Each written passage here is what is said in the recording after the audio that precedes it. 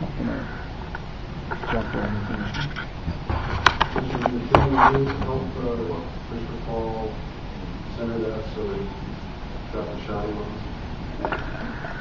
I have it this way. It's just hard to see this. Yeah, I'll sign it. There you go. Thank you. Thank you, Mr. Mayor, Vice Mayor, Council. Good evening.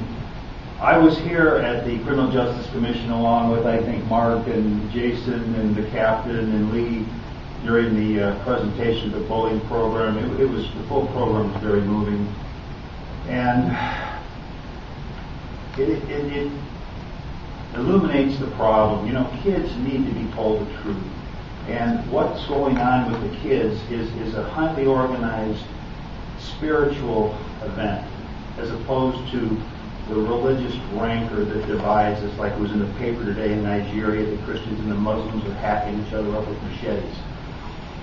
Now, Mr. Mayor, my main point is that we're going to get sued by the ACLU for pressing Measure I, and that's what I'm back to here. Part of the truth the kids need to know is what actually happens. I mean, the real truth.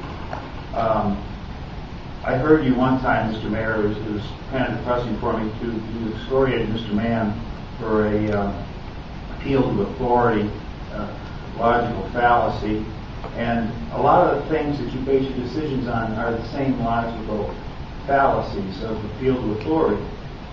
I have some books here I brought for you to read. I challenge you to read Misquoting Jesus.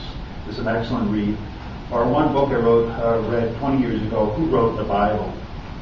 Now, Jeremiah in Babylonian captivity basically compiled all the sacred texts because they were in an apocalyptic moment. The world was ending, and it was the time that ancient Israelite religion turned into modern Judaism. And they incorporated a lot of the myths of the Babylonians. One was the myth of the garden. The other was the myth of the ubiquitous flood that took over the earth. And what they did was, their appeal to authority, they made that part of their covenant with God. And to me, you see, there's no chosen people. We're all God's children. And that's part of the truth we have to tell these kids. I'm a little off track here, but the truth of DNA will set us free. You know, we have a mitochondrial Eve 140,000 years ago. That's science admissible in court. There's a Y chromosome Adam from 60,000 years ago. These are our parents.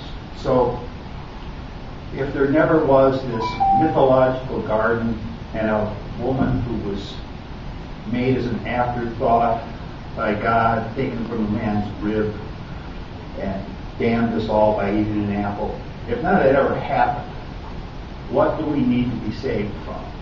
It's just believing in things that can't hold up to scrutiny.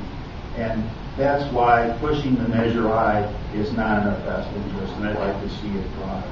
Thank you. Thank you. David Adams.